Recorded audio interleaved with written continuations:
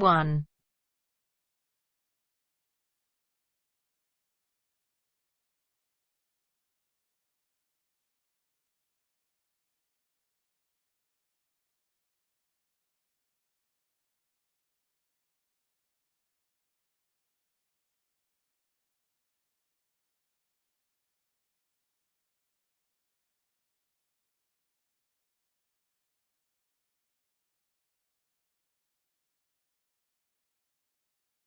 Hear a conversation between an assistant at a health club and a man who wants to join the club.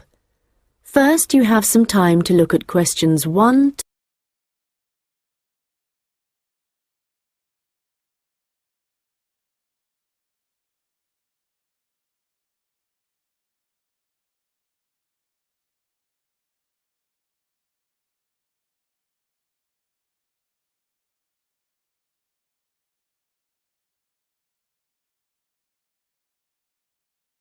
Hi, can I help you? Hello. Yes, is your club taking on new members at the moment? Oh yes, we're always interested in taking on new members. Just give me a moment and I'll get an application form. Right, here we are. So, let's start with your name. It's Harry. Okay, and your surname? It's Simons. Is that like Simon with an S? No, it's Symonds. Most people find it rather difficult to spell. I see. It has a silent D. I guess a lot of people miss that. Now, let me see. Can you tell me when you were born? Yes, certainly. The 11th of December. Thanks. And the year? 1996. Okay, good. Now, are you thinking of becoming a full-time member? Probably not. What kind of memberships do you have? Well, we also have off-peak membership, which is between 9 and 12 in the morning and 2 and 5 in the afternoon. And then we do have a weekend membership.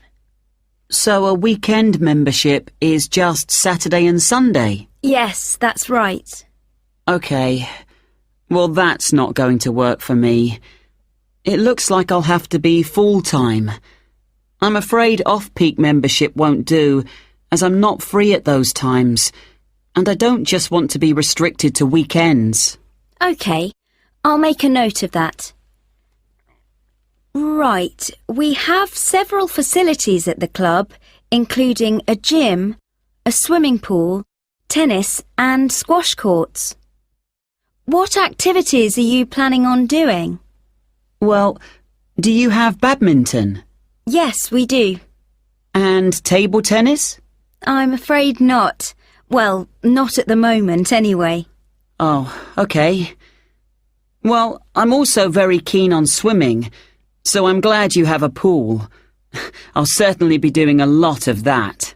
OK, I've got that. Will you be using the gym? No, I'm not interested in that. OK. So just let me work out what the cost will be. Yes, that comes to £450 for the year. You can choose to pay annually for the full year or monthly. It's up to you.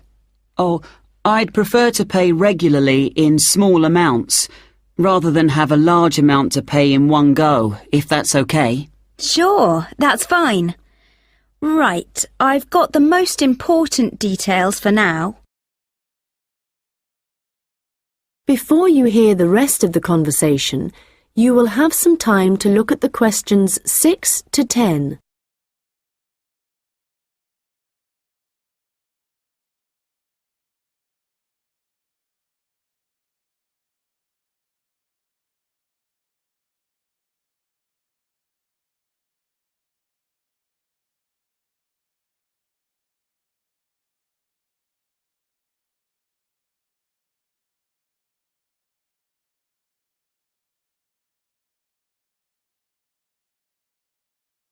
Now listen and answer questions 6 to 10.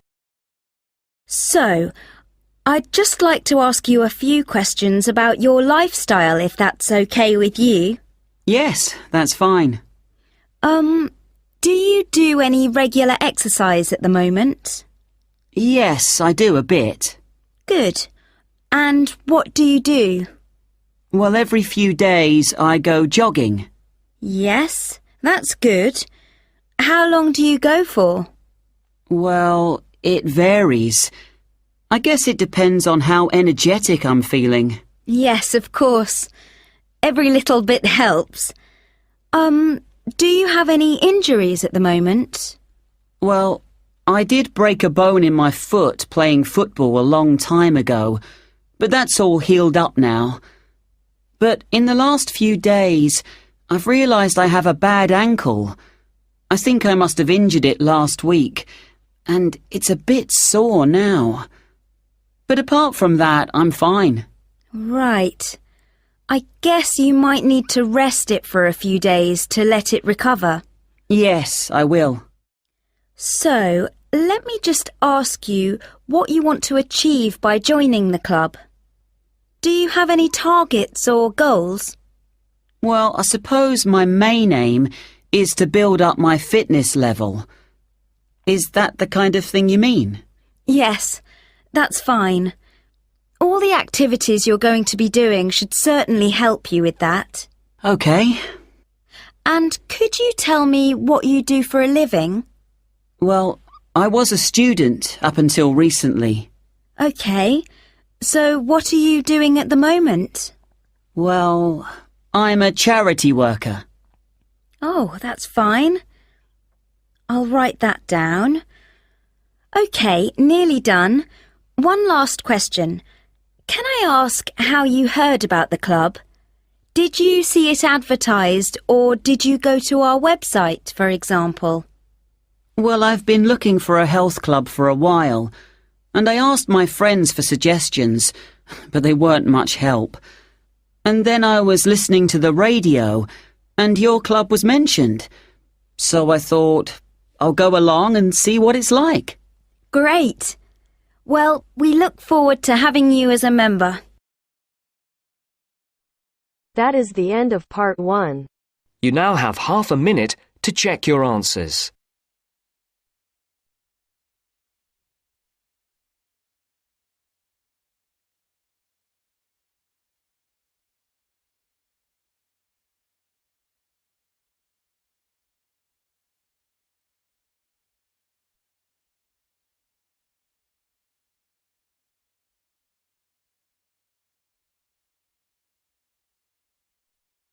Now turns to part 2. Part 2.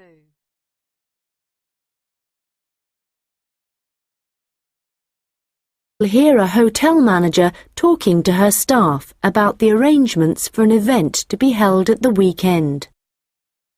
First, you have some time to look at questions 11 to 15.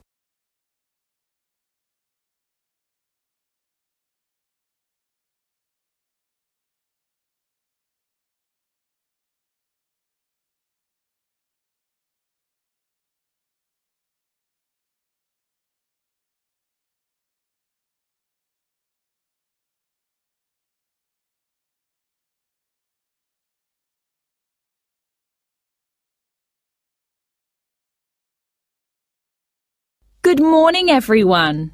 I hope you're all feeling okay after the activities of the last week or so. I know you've all been working very hard recently, and we've been exceptionally busy, especially with the wedding last weekend and the trade fair straight after that. And now we have only 3 days to prepare for the birthday party this weekend. The events recently have gone extremely well, and the hotel is beginning to get a very good reputation, so we need to keep it up. At the moment, we don't have exact numbers of guests, and though we usually only cater for groups of less than 50, we will have quite a few more than that.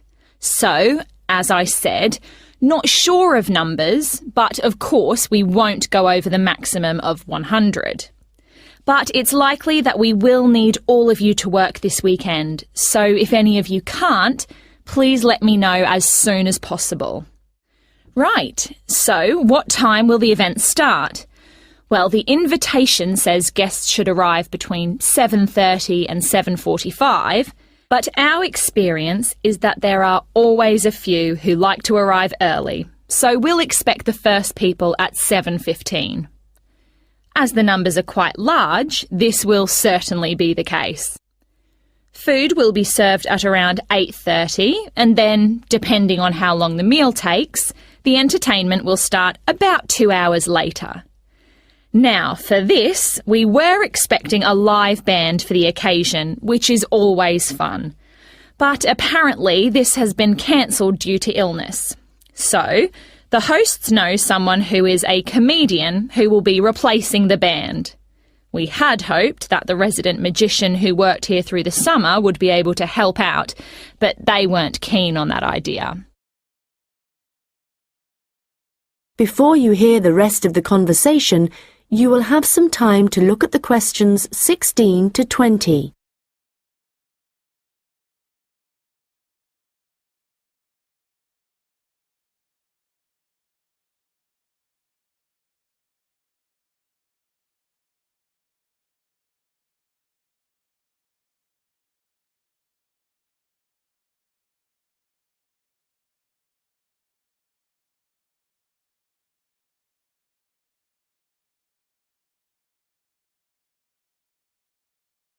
Now listen and answer questions 16 to 20. So, I'd just like to go through who's doing what when the guests arrive, and I think we'll make a few changes from the last party held here. If I remember correctly, it was Olav who coordinated the task of providing the guests with drinks. Or was it Ahmed? I'm not sure. But Gary asked to do it this time, so that will be his job. There's been no decision yet on what the drinks are going to be, but I hope they decide soon in case we need to order something special. Now, for receiving the guests' coats and hats, it's important we have someone experienced doing this, as we don't want guests losing their belongings. And Monica, last time this was your responsibility. Susan, I know you wanted to do this, but as the numbers are quite high for this event, I won't make a change here. Right. Now, last time there was some confusion as to where guests were supposed to go once they had deposited their things, and we had guests roaming around the whole hotel. So, Ahmed and Olav, I believe you discussed the problems with Susan and thought she would be good at guiding guests after they had arrived. And I'm fine with that. Right, and now for some general instructions. Once the guests have arrived, they will be in and around the lounge area, and then at around 8:30, we need to get them to move to the restaurant for their meal. This often proves difficult and can take a long time, so I will ring a bell so that everyone knows it's time to eat. Hopefully, this will speed things up a bit. Also, for this event, there'll be a seating plan, so the guests won't be able to decide for themselves where to sit. They'll have to sit according to the plan. There will be a plan on each table, and I've been thinking about where to put the master plan so everyone can view it before they enter the restaurant. As they'll be spending quite a while in the lounge, I've decided to also put a plan there. This should speed up the start of the meal. Once the meal starts, you'll all be very busy waiting on the tables, and I'm sure I don't need to tell you to be good-humoured and polite to all the guests. The organiser of the event will be saying a few words, and so will two of his colleagues. So, when the speeches start, all activity must stop in the restaurant, so that the three people giving them can be heard. This shouldn't take long, and it should be towards the end of the meal. After that, the guests will move back to the lounge for the entertainment. So, I think that's it. Any questions? Come and see me later. That is the end of part 2. You now have half a minute to check your answers.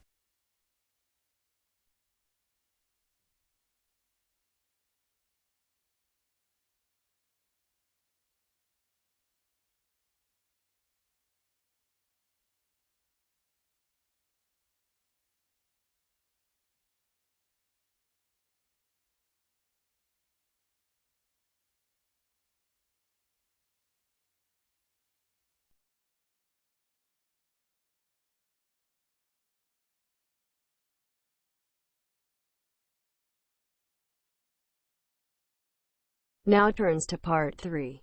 Part 3. There are two students discussing an assignment. First, you have some time to look at questions 21 to 25.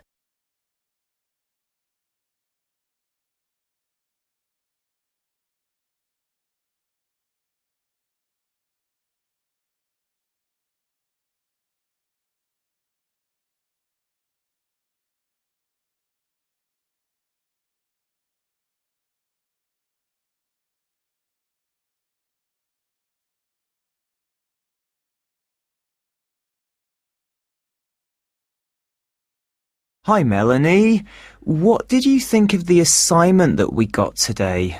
It looks interesting, doesn't it? Yes, Alan. I've always been interested in recycling, but there's a lot of research to do. Yes, there are a lot of things I'm unsure of, so it's going to be good working with you. OK. Well, why don't we start by making a flowchart from the notes our tutor gave us? Yes, so on one side we could have the paper production cycle, here on the left, and on the other side the recycling. Good idea.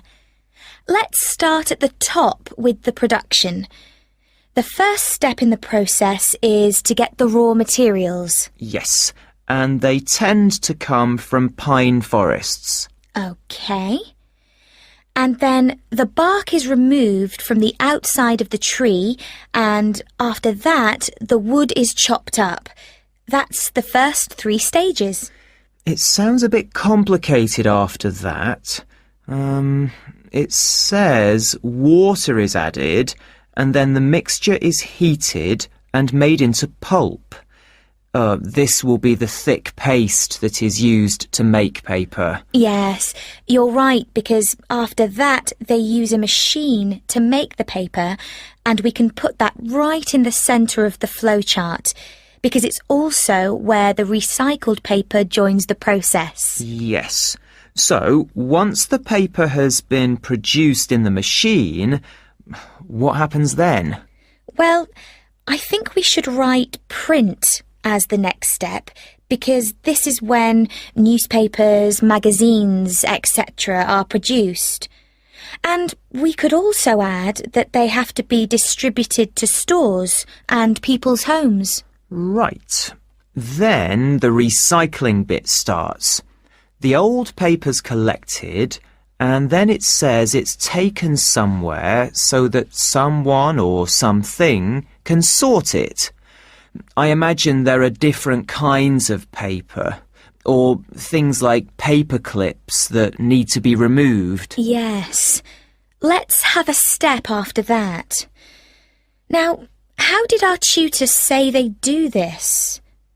Oh yes, it involves chemicals. So, how is your chemistry? Well, not very good, I'm afraid. But this is how they remove ink, so this is definitely going to need a bit of research. Right. The last step in the recycling section is similar to the last step in the production process, with heating and pulping, before the cycle begins again.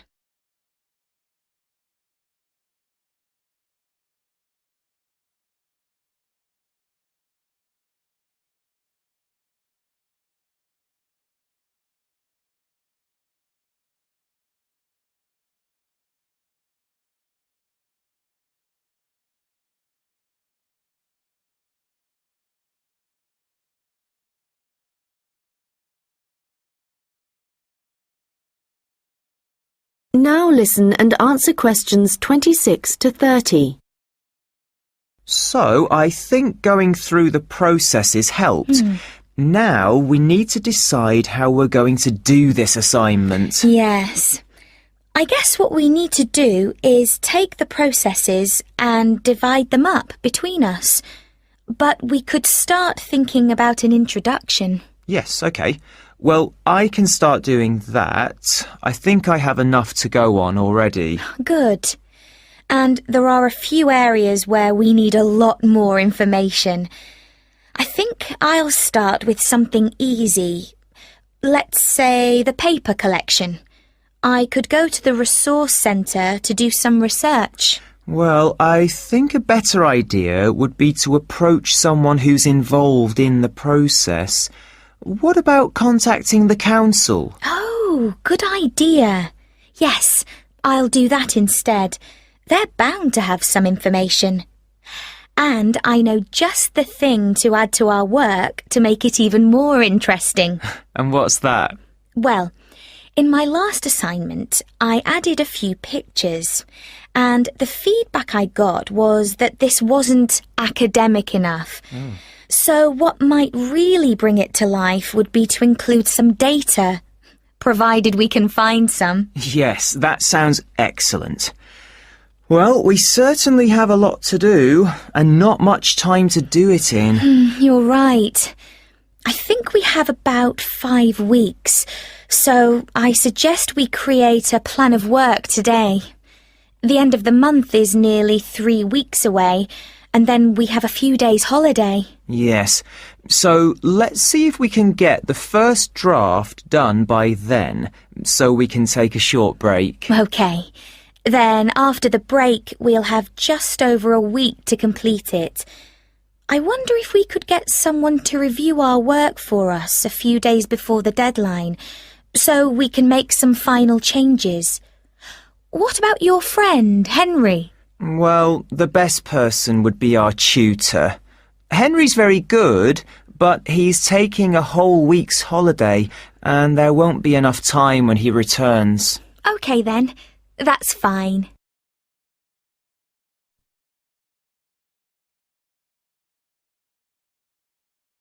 That is the end of part 3.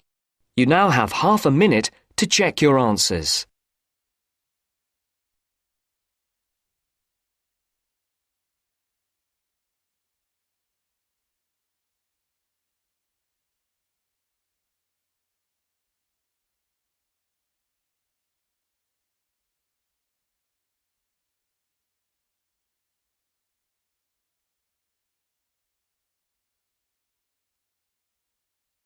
Now turns to part 4.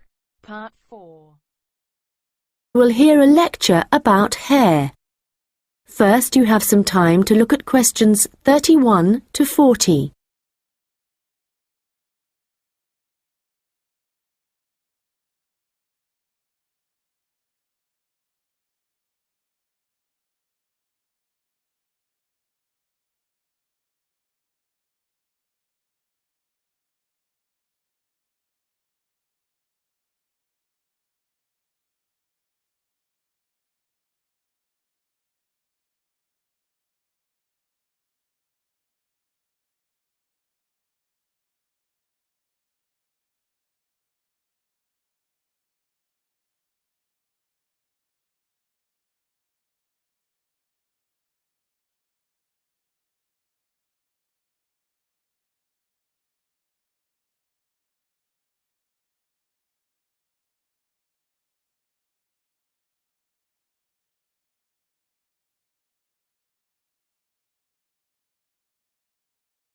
Now listen carefully and answer questions 31 to 40. Good morning, and welcome to this lecture on hair, which is a part of the human biology course. This lecture covers a number of facts about hair, its structure, and what can affect the general health of hair. So, first of all, what is hair, and why do we have it? If we look back at our ancestors, we'll see that they had a lot more hair on their bodies than we do now. And there are, or were two main reasons for having hair. One is to provide warmth, but as humans have worn clothes for many years, body hair has significantly reduced. The other is for protection. And again, this isn't as significant as it was once, but hair does still benefit areas of the body, such as the head and around the eyes. Now, hair, whatever it is for and wherever it is on the human body, is composed mainly of a protein called keratin. This, by the way, is also found in fingernails. In fact, it's keratin which makes them flexible, and without it they would be very rigid. Another interesting fact about hair is that it is very strong as iron, in fact. One single strand can support a weight of up to 100 grams. This may not sound all that much, but a full head of hair can support up to 12 tons, which is the equivalent of a couple of elephants, which is simply amazing, though I advise you not to put this to the test. Humans lose up to 100 strands of hair a day, but we do have quite a lot of hair to start with. There's some variation depending on hair color, but for an average adult, the strand count is 100,000, so losing 100 a day is not too bad. Although this is the average, people with red hair have around 80,000 strands, black or brown hair 100,000, and blondes have about 120,000. So, hair used to be important for the reasons I mentioned earlier, but nowadays, I'd say the main importance of hair is the fact that it is big business. Apart from the money involved in hair cutting, shaving, trimming, etc., a fortune is spent just on hair products. In the UK alone, consumers spend over £5 billion each year on these.